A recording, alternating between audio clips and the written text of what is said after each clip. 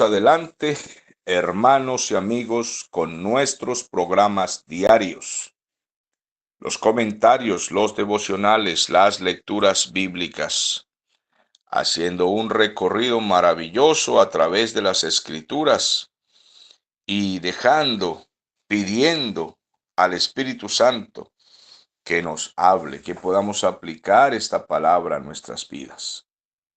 Estamos ubicados en el capítulo 11 de la epístola a los Hebreos, en este maravilloso recorrido. Y hemos visto los héroes de la fe, esta fe bíblica, acompañada de temor, de reverencia, de gallardía, de luchar contra la duda, contra las distintas adversidades, de mantener la esperanza viva en las cosas eternas, de hacer todo lo que Dios nos ha mandado en su palabra, sabiendo que habrá galardón. Hemos mencionado distintos hombres con algunas de sus hazañas, con algunas de sus victorias, las circunstancias que tuvieron que atravesar y vencer, creyendo que nos espera en la eternidad todo lo que el Señor ha dicho, todo lo invisible que es real, mucho más real que este mundo visible. Es pues la fe, la certeza de lo que se espera y la convicción de lo que no se ve. Porque por esa fe alcanzaron los antiguos buen testimonio. Y nos ha mencionado una lista de antiguos: Abel, Enoc, Noé, Abraham, los hijos de Abraham, nietos, su esposa Sara, llegamos a Moisés, a Josué, Rahab. Todo este recorrido ha sido maravilloso. Cuando llegamos al versículo 32, la palabra del Señor nos dice: ¿y qué más digo?, dice el escritor, porque el tiempo me faltaría. Es decir, lo que él está diciendo es que la lista es muy larga y ya no hay tiempo, que él no puede seguir escribiendo. Haría quizás la carta más larga para el momento en lo que él está tratando, pues dice: no tengo más tiempo, se me fue el tiempo y debo resumir, hacer un resumen de todo lo que estoy hablando. Y dice: porque todavía me falta hablar de otros hombres, y menciona algunos otros. Sin embargo, en la lista que él hace, sabemos que queda faltando gente. Entonces dice: Gedeón, Barak, Sansón, Jefté, David, Samuel, y entonces hace un resumen diciendo: y los profetas. Cuando llega a este punto, entonces él hace esa pregunta retórica: ¿y qué más digo? Bueno, después de esta lista de hombres y mujeres que demostraron tener fe, paciencia, reverencia, respeto por Dios en esos tiempos antiguos, en tantas adversidades y guerra, porque la nación de Israel siempre estuvo a punto de ser exterminada por sus enemigos. Entonces ahora él va a hablar del poder, del argumento de lo que él está explicando. No ha acabado los ejemplos, como les digo, ni las personas, solamente que se extiende demasiado y él dice: bueno, ustedes mismos pueden revisar la vida de ellos y pueden ser edificados. Yo solamente voy a mencionarles otros más, y voy a resumir los triunfos de ellos que dieron prueba de tener fe. Por ejemplo, menciona a Gedeón. Gedeón fue ese hombre tímido, quizás un poco cobarde, que escondía la comida de Israel para que los madianitas y extranjeros no vinieran a quitarles la comida. Y estando él en esto, el Señor se le apareció y lo llamó para hacerlo un juez guerrero, y le dijo que debía ir a la batalla y defender a la nación. Él no se sentía digno, capacitado, pero el Señor le dijo: ve con esta tu fuerza, con esta fuerza con que sacudes los bultos de trigo, de harina, de la comida, ve con esta tu fuerza. Y lo llamó. Entonces le dio un ejército, pero primero tenía 32,000 y el Señor se los redujo a 300 soldados. Le redujo. Esto es una diferencia impresionante. Pero le dijo, bueno, vas a decirle a los tímidos que se vayan a sus casas, a los que están pensando en su mujer, en su comodidad. Todo esto tiene que hablarnos a nosotros hoy. Y yo les voy a decir lo mismo que dijo el escritor. Yo quisiera detenerme aquí en cada uno de estos puntos, pero vamos a hacer la carta, la explicación muy larga, mientras que puedo mencionar y ustedes pueden hacer su estudio personal. Irse al libro de los jueces y encontrar allí a Gedeón. Y cuando encuentran a Gedeón, posiblemente en el capítulo 6, ustedes revisan la historia y se dan cuenta cómo el Señor lo lleva a esta gigantesca batalla, pero le reduce el ejército con el fin de mostrarle a Gedeón que las batallas del pueblo de Dios no pertenecen en sí, o las victorias no pertenecen en sí a nuestra mano fuerte. Las victorias son del Señor, porque le redujo el ejército. Envía pues a los que quieren estar cómodos. Hay mucha gente en el pueblo de Dios que quiere estar cómoda, que quiere estar tranquila. Es decir, los pastores molestan mucho todo el tiempo. Están hablando de estudio bíblico, de discipulado, de evangelizar el mundo, de ir a traer almas. Son muy cansones, realmente están presionando mucho. Y a nosotros los cristianos de banca nos gusta estar en la silla, cómodos, reclinados, si es posible dormidos en el culto, si es posible, porque a la final estamos cansados de tantos trabajos. En cambio, los pastores no trabajan, son un montón de vagos que no hacen nada, pues ellos tienen tiempo para estudiar y para estar hablando ahí en los púlpitos. Nosotros queremos estar adormilados. Entonces, el Señor le dice, envíalos a ellos a descansar, que se vayan a sus casas, que se estén cómodos y llévate a la batalla la gente que está lista para la guerra, los que están todo el tiempo activos en oración, metidos en la guerra, llévatelos y esos son poquitos. Son la minoría, Gedeón. Te vas a dar cuenta que siempre hay un montón de gente aplaudiendo, pero son muy poquitos reducidos los que están realmente en la guerra. Y eso pasa hasta el día de hoy. Hay mucha gente aplaudiendo en las discotecas cristianas, hay muchísima gente gritando, grito de guerra y gritan de guerra, grito de júbilo y gritan de júbilo.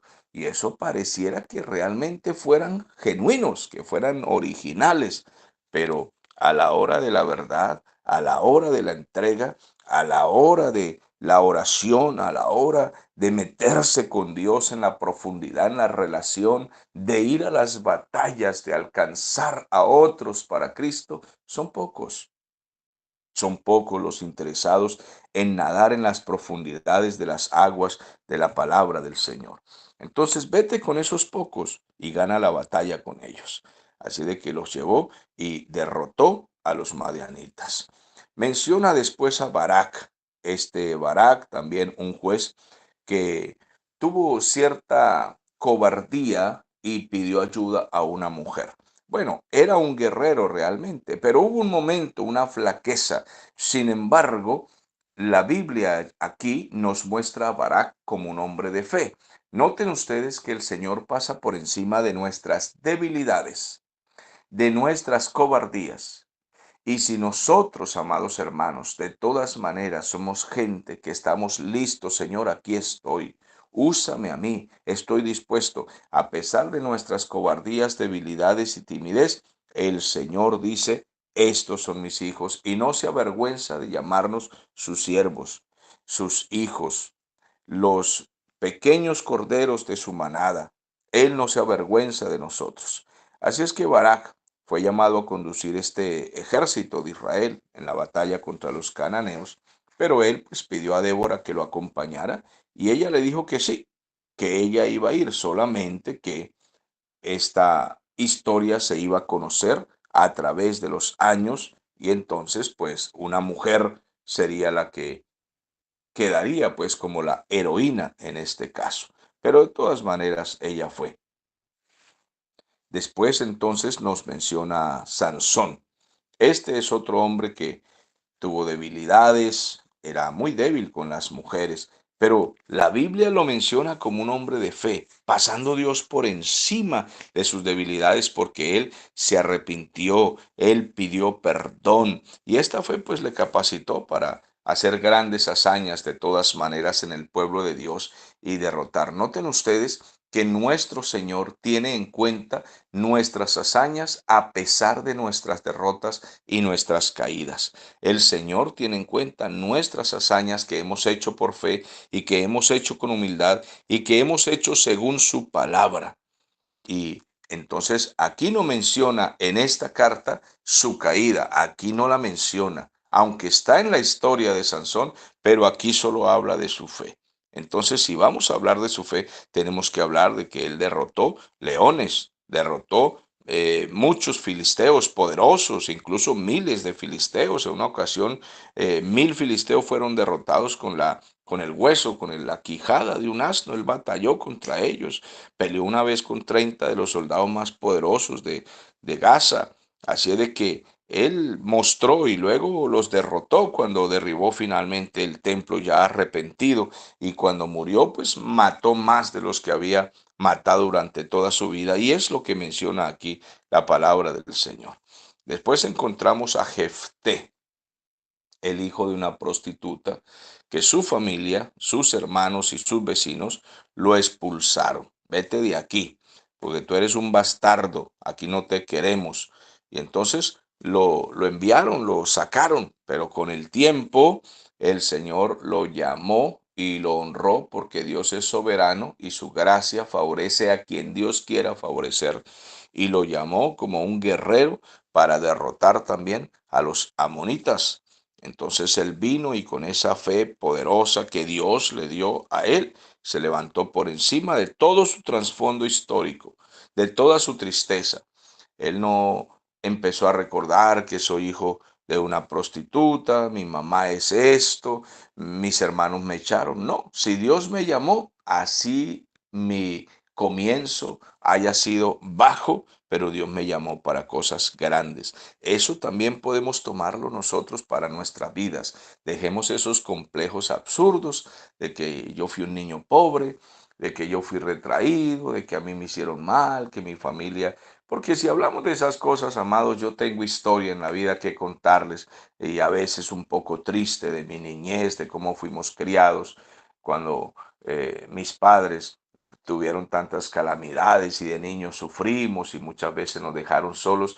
Yo tengo muchos recuerdos tristes de mi infancia que de verdad les digo, tocan mi alma, tocan mis fibras, me ponen sentimental y me pueden hacer llorar mi infancia, mi adolescencia triste. Pero hemos pasado por encima de todo eso gracias al Señor. Él nos ha rescatado de esa infancia triste, de esa niñez. Y si yo les escucho a ustedes sus historias, tendrían ustedes aquí que ponerse a llorar esta mañana y nos volvemos todos llorones, aquí, todos llorando, contando todas nuestras tristezas, porque yo no creo que ustedes todos hayan tenido una infancia muy favorable. Es muy posible que algunos sí, pero otros vivimos historias muy tristes. Creo que en eso podemos parecernos. Así de que, mis amados hermanos, por encima de todo eso, pasó nuestro Dios y nos llamó. Y mírenos aquí hoy. Yo me veo enseñando a los príncipes del Señor, a las princesas del Señor, la palabra de Cristo, después de saber de dónde Él me rescató a mí, de dónde tenemos la sabiduría para hablar al pueblo de Dios. ¿Cómo he podido, esto lo digo con mucha humildad, cómo he podido dar conferencias en universidades, en escuelas?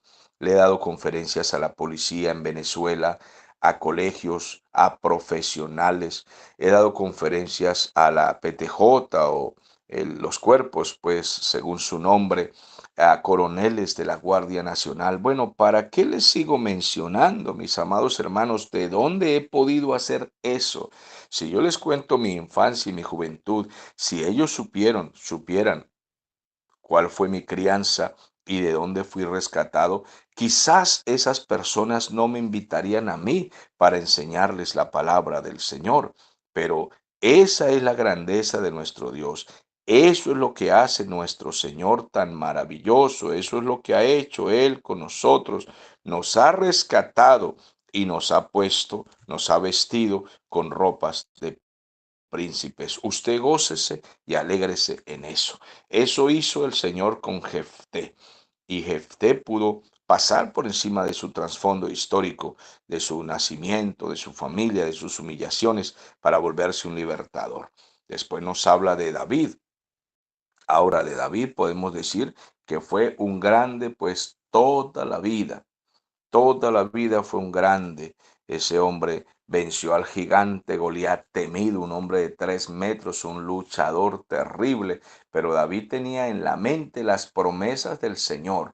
No es posible que Goliat va a acabar con el ejército del Dios viviente cuando Dios ha dicho que va a establecer su reino en la tierra y va a venir este payaso gigante porque tiene un escudo grande y una lanza que pesa tantos kilos, y viene este hombre a asustarnos a nosotros y dice que nos va a derrotar y blasfema a mi Dios poderoso. ¿Quién es este? ¿Por qué me envían este muchacho? ¿Acaso soy un perro para que él venga con palos y piedras? Me lo voy a comer vivo, y a todos los soldados hoy los voy a servir en mi plato y me los voy a comer. Tú vienes contra mí con espada y jabalina, grandulón y blasfemo, pero yo vengo contra ti en el nombre de Jehová de los ejércitos. Y le dio esa derrota tan terrible, y de ahí en adelante el Señor honró a David delante de los ejércitos de Israel y lo mostró como un hombre de fe. Tuvo muchas victorias poderosas, y a pesar de la conducta de Saúl y de las persecuciones de Saúl, él se mantuvo en pie, muy noble, muy humilde. Se mantuvo creyendo en todo lo que el Señor le había prometido. Son incontables episodios. Se fue a vivir al desierto y a las cuevas, y se le pegaron hombres endeudados, amargados, afligidos, y David los transformaba con esa palabra y con ese carácter, esa humildad, esa capacidad de liderazgo, esa fe tan impresionante. Así de que cuando hablamos de David y leemos sus salmos, sus victorias, su lloro, sus lágrimas, su arrepentimiento, la alabanza, la profecía, no, no, es incontable lo que tendríamos que decir de David. Por eso es que el escritor de los Hebreos dice: ¿y qué más les puedo decir? Solo puedo resumir, y comienza a mencionar a todos estos hombres porque son demasiadas cosas. Por ejemplo, menciona al profeta Samuel, el último de los jueces de Israel, que fue este hombre, también fue profeta y un hombre de Dios, un hombre santo, un ejemplo para la nación. El sacerdocio de Israel estaba caído, no había profecía, no había palabra, no había quien les enseñara. Esto estaba abandonado, terrible, la vida espiritual estaba por el piso. En el tiempo de Elí no había palabra del Señor allí en Israel, pero entonces el Señor levantó a Samuel, uno de los más grandes conductores del pueblo de Israel. Sus palabras no cayeron a tierra. Todo lo que dijo y toda su conducta fue muy leal a lo que Dios había dicho. Así de que viene toda esta lista, pero luego nos dice: y los profetas. ¿Y por qué resume? Porque son muchos los profetas y son demasiadas las hazañas. Entonces simplemente lo va a resumir, porque cuando nosotros leemos a estos portavoces de Dios, estos encargados de tocar la conciencia, de redarguir, de reprender al pueblo, así los reyes o algunos malvados, ya fuera oficiales o gente del pueblo o sacerdotes torcidos, no los quisieran, así desearan matarlos. Ellos estaban dispuestos a morir, pero ellos no iban a mentir, no iban a falsear la palabra del Señor. Recuerdo mucho a un profeta llamado Micaías, cuando el rey Acab y Josafat se propusieron ir a la guerra contra Ramot de Galaad. Ellos llamaron a los profetas, pero Acab era muy perverso el rey Acab. Tenía profetas de cabecera que le hablaban bonito y él les pagaba. Así como sucede hoy en día, que hay muchos profetas que hablan lo que el pueblo quiere escuchar. y lo que muchos pastores y falsos apóstoles quieren escuchar, y estos falsos profetas le dicen que Dios va a prosperar, que este es el año de las fincas, de las camionetas, de los milagros y no sé cuántas cosas más, que hagan su pacto porque este es el año de la prosperidad y le sacan la plata a la gente. Y cuando viene un verdadero predicador, hombre de Dios, que habla la Biblia claramente, que establece la verdadera profecía, que es la de Dios, la que está en la palabra escrita. Y cuando predicamos estas cosas, combatimos la mentira, entonces nos echamos como enemigos a toda esa cantidad de falsos profetas y falsos apóstoles y falsos maestros que hay ahora. Así de que tenemos una guerra. Pero vino Micaías y le dijo al rey Acab, no, si vas a esa guerra, serás derrotado, el ejército caerá por el piso. Y Acab dijo, siempre me profetizas mal, siempre me hablas de derrota. En cambio, mira todos los profetas como me hablan de bonito. Y se fue a la guerra y ese día pues Acab murió. Así de que estos hombres de Dios preferían morir antes que mentir. A ellos le dieron cachetadas, golpes, como a Jeremías, lo arrastraron, lo metieron en el estiércol del pueblo. Esto fue muy terrible todo lo que sufrió el profeta Jeremías y todos los demás profetas. Elías fue perseguido, Isaías, en fin. Así es de que ellos antes de irse al cielo tuvieron una buena conciencia, dejaron en la tierra sus palabras marcadas en el corazón de la conciencia del pueblo. Ellos nunca cambiaron la palabra que Dios les había dado. El texto en el versículo 33 dice, todos ellos, de manera resumida, por fe, y entonces habla de hazañas, conquistaron reinos, hicieron justicia, alcanzaron promesas, taparon bocas de leones. Mire que después de esta lista de hombres, entonces nos habla incluso de algunas hazañas específicas. Dice, por ejemplo, que conquistaron reinos. Ahí podríamos hablar de todos los reyes, por ejemplo, David, sus batallas, Josué, los jueces, conquistaron reinos. Eran unos militares terribles y vencían. Dice que hicieron justicia.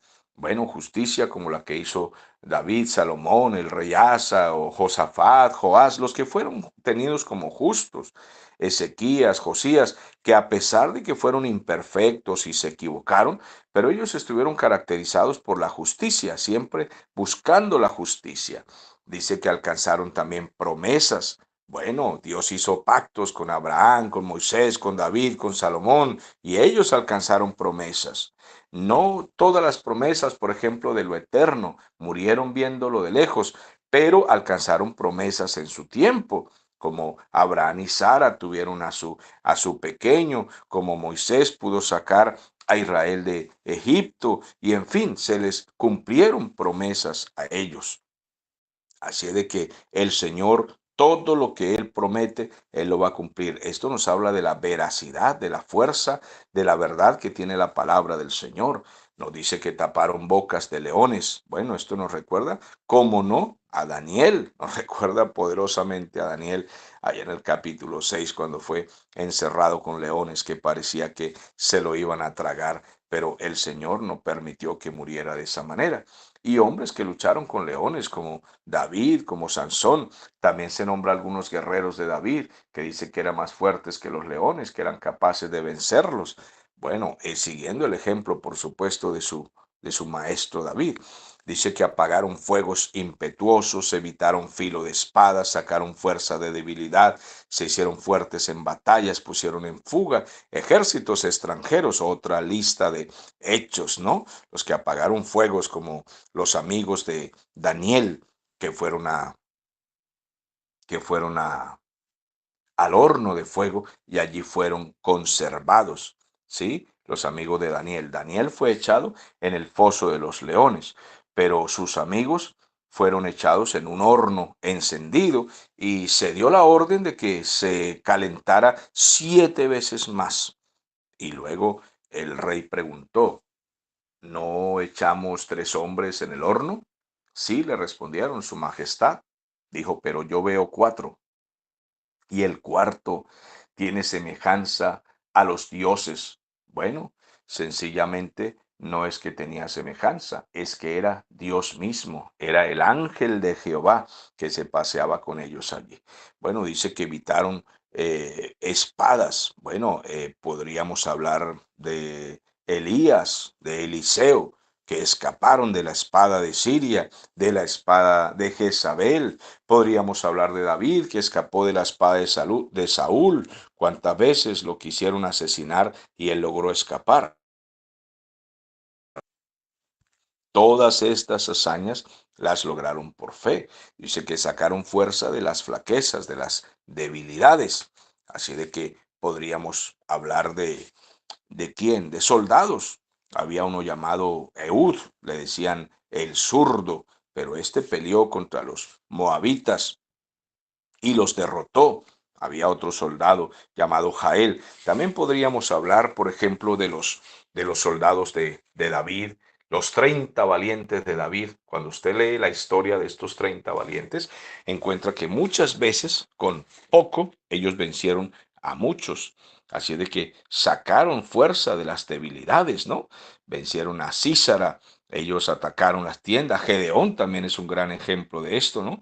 Que parecía frágil, ¿sí? Parecía que no podría con esos ejércitos enemigos, pero el Señor de esa debilidad sacó fuerza.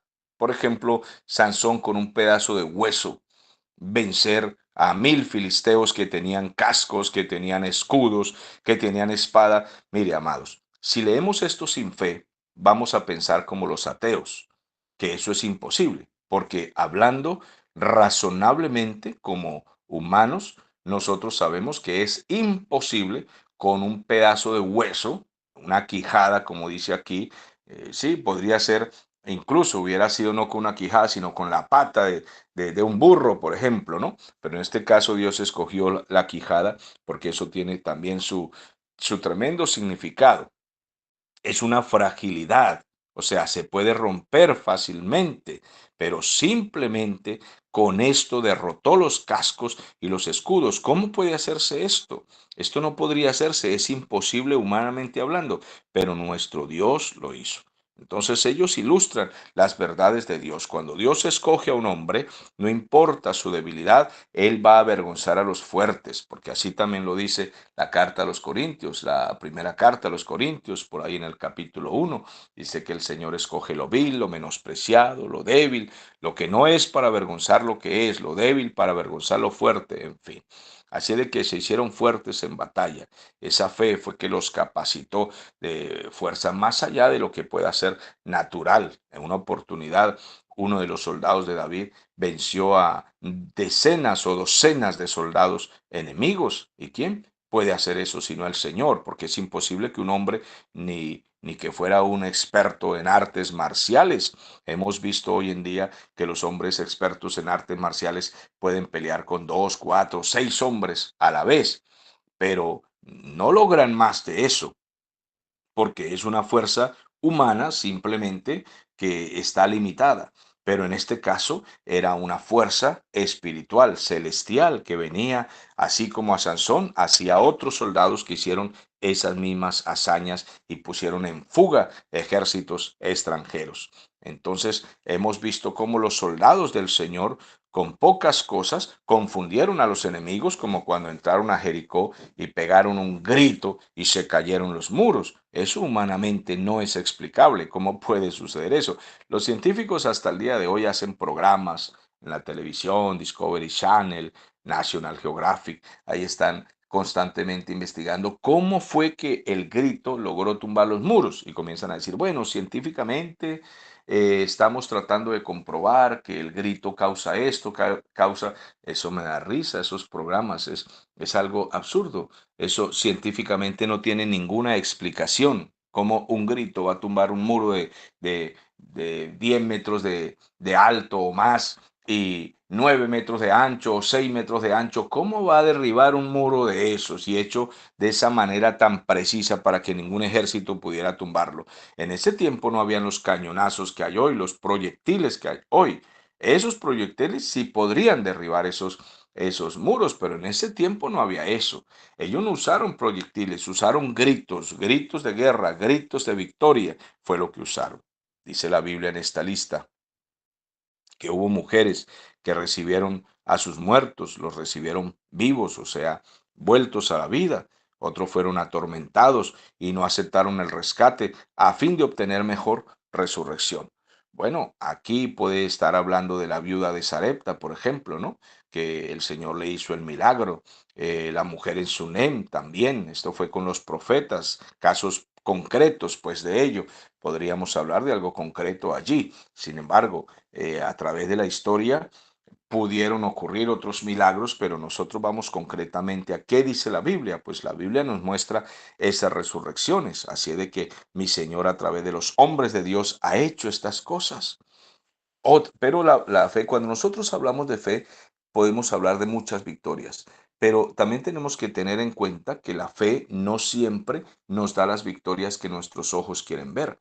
Por ejemplo, si nosotros vemos a los que fueron arrojados a los leones en el tiempo de Nerón y de los emperadores romanos, ellos no salían victoriosos de allí según nuestros ojos humanos, pero ellos morían por la causa de Cristo sin blasfemar el nombre de Cristo.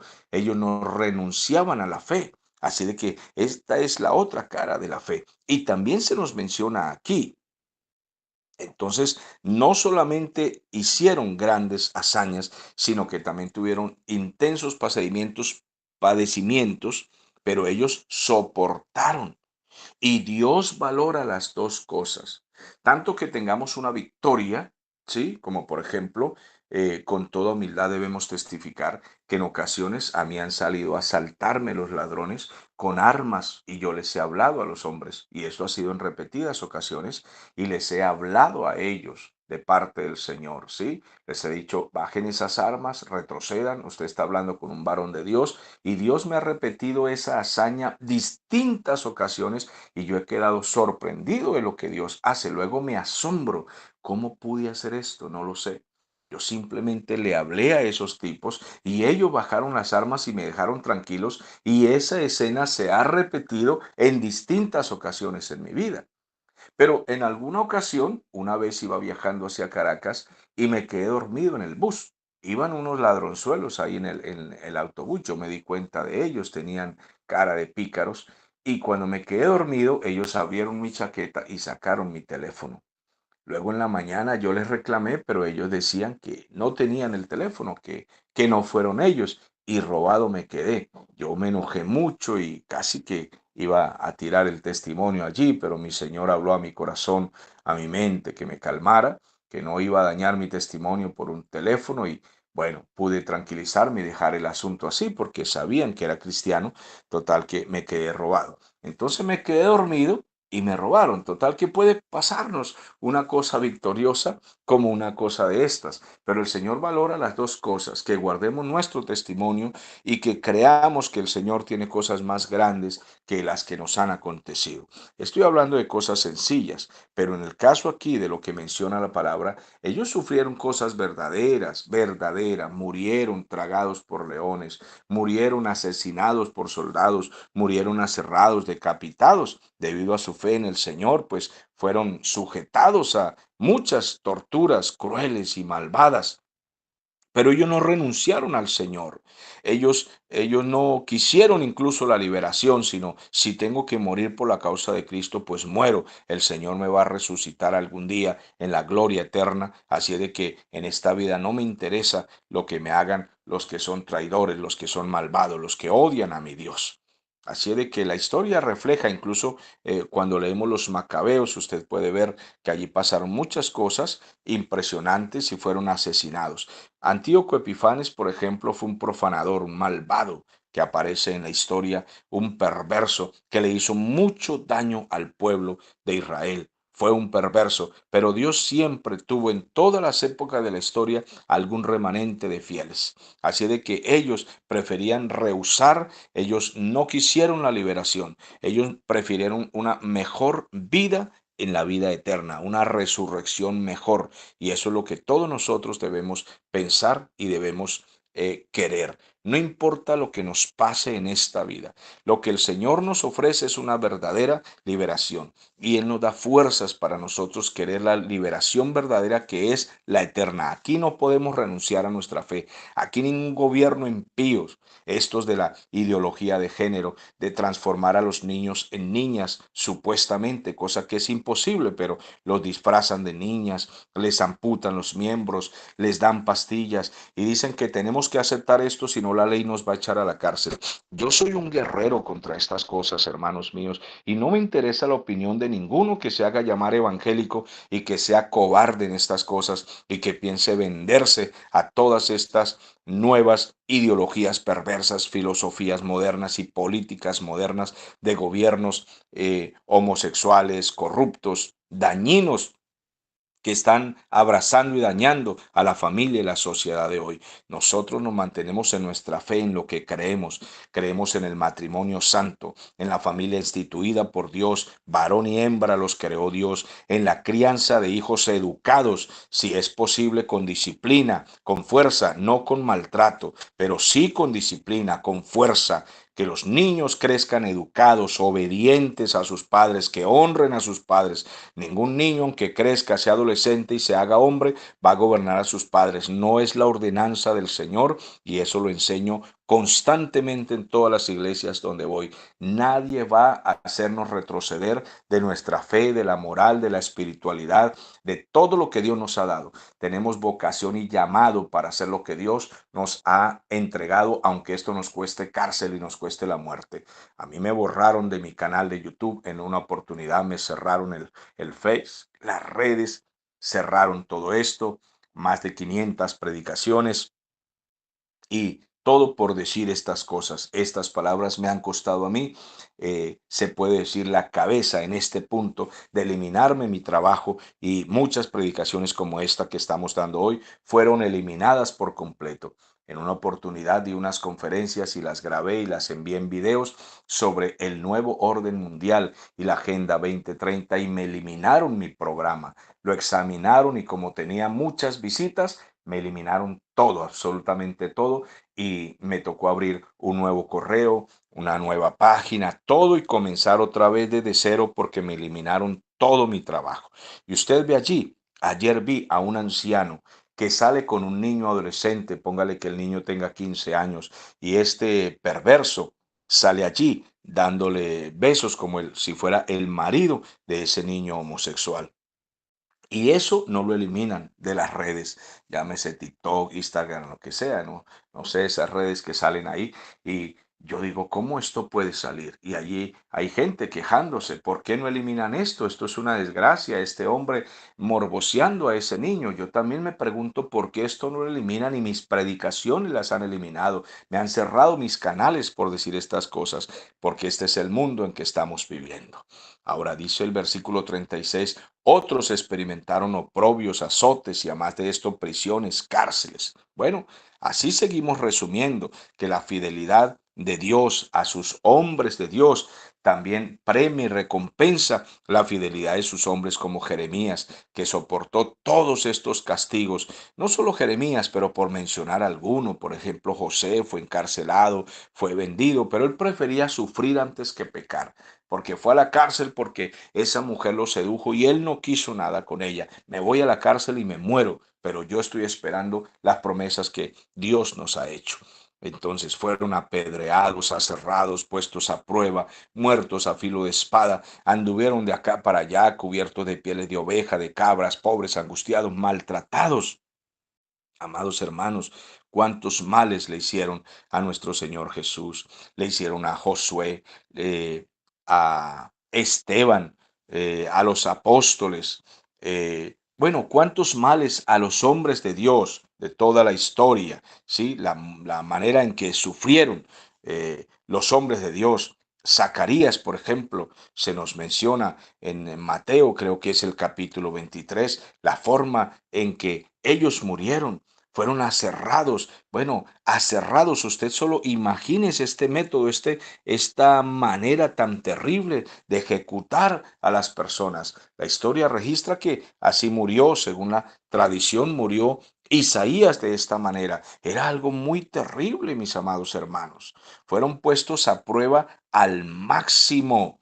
Fueron tentados al máximo para que ellos renunciaran, para que blasfemaran por esas presiones que se les hacían. Pero ellos jamás, jamás negaron al Señor. Y por esto fueron muertos a filo de espada, como Urías, como por ejemplo el apóstol Santiago, como murió allí cuando el rey lo atravesó. Es una cosa terrible. Entonces, todo este asesinato, toda esta matanza que se hizo, la manera en que Saúl mandó matar a aquellos sacerdotes que ayudaron a David aquel día. Esto es terrible. El texto nos dice que andaban de aquí para allá, cubiertos con pieles de oveja, de cabras. Bueno, esto nos recuerda de pronto a Elías, a Juan el Bautista, ¿verdad? Atribulados, maltratados. Juan el Bautista fue asesinado porque le predicó al rey y le humilló su palacio, y los rumores corrieron por todas partes y ellos se sintieron entonces, bueno, humillados, acusados, como persiguieron a Elías. Mañana a esta hora estarás muerto, y tuvo que salir corriendo por allá como si fuera un pobre delincuente. Ellos sufrieron incluso escasez y así se mantuvieron. Entre estos hombres, dice la Biblia, de los cuales el mundo no era digno, ellos anduvieron errantes por los desiertos, por los montes, por las cuevas, por las cavernas de la tierra. Bueno, el mundo los trató como hombres perversos, pero la verdad es que el mundo no era digno de ellos, hombres grandes, hombres santos, hombres ejemplo para nosotros. El Espíritu Santo hace aquí una exclamación al revés. El mundo no los consideraba a ellos dignos de vivir aquí. Mátenlos. No son dignos de pisar mi palacio, mi paraíso, mis jardines, mi tierra. Ellos no son dignos. Mátenlos, acaben sus hogares, quémenlos. Pero el Espíritu Santo dice que el mundo no era digno de ellos. Ellos quisieron excluirlos de aquí, ¿sí? Pero el Señor dice que el mundo no era digno de ellos, dice la palabra. Pero ninguno de ellos, aunque alcanzaron buen testimonio mediante la fe, ninguno de ellos recibió lo prometido, lo eterno. Todo quedó en espera. ¿Por qué? Dios da testimonio de estos hombres. Dios dice que fueron sus hombres de fe y Él seguirá hablando por siempre y los conoceremos en el cielo y veremos cómo han sido recompensados por su fe y cómo los aplausos, quizás estoy expresando un poco más allá de lo que diga con exactitud el texto bíblico, pero voy a poner este ejemplo. Ángeles, pónganse en pie y aplaudan a mis varones de guerra, a mis varones de fe, y veremos cómo los ángeles aplaudiendo.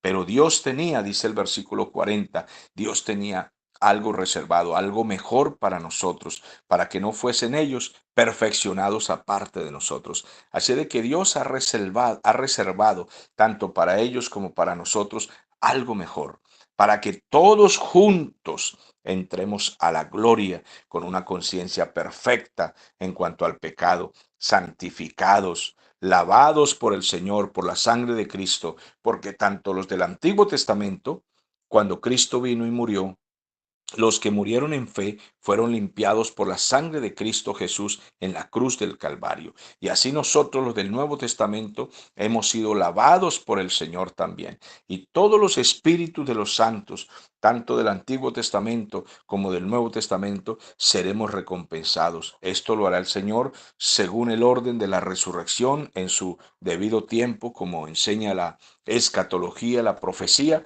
pero todos gozaremos de la resurrección y del cuerpo glorificado y veremos al Señor en su gloria y tendremos privilegios, privilegios por encima de todos los humanos que fueron infieles, perversos, traidores y que no quisieron al Señor. El Señor dará pruebas de que la fe nuestra es verdadera y de que la paciencia que hemos tenido valió la pena. Así de que ellos vivieron al otro lado de la cruz. Nosotros vivimos esta gloria maravillosa. Ellos vivieron en la sombra de las cosas que venían. En cambio, nosotros vivimos a este lado cuando ha aparecido la verdad, cuando Cristo mismo vino a la tierra y habló a los hombres y nos dio prueba de ser el Hijo de Dios. Y la resurrección es totalmente probable si los científicos se vuelven más serios y dejan de atacar a Cristo con una crítica maligna y se vuelven más honestos y más íntegros en su investigación, descubrirán que la resurrección de Cristo es real. Nunca, jamás pudieron comprobar que el cuerpo de Cristo fue robado. Nunca, simplemente no lo encontraron y se regó un cuento, una mentira por todas partes de que los judíos habían robado el cuerpo del sepulcro, pero no tienen cómo probar esto, solo pueden acusar. En cambio, nosotros tenemos testigos. En ese momento, más de 500 testigos hablando de que lo habían visto resucitado. Y nosotros nos mantenemos en esa fe en lo invisible, en que el Señor resucitó y pronto nos resucitará a nosotros. Hablo con los que creen. Glorifiquen ustedes el nombre del Señor y díganme si este capítulo no merecía que pasáramos unos 6 meses estudiándolo. Esto es maravilloso. Yo lo he resumido para dejarles a ustedes el apetito abierto, para que ustedes quieran estudiar hombre por hombre de lo que dice allí el capítulo 11 de la carta a los Hebreos. Hasta una próxima ocasión.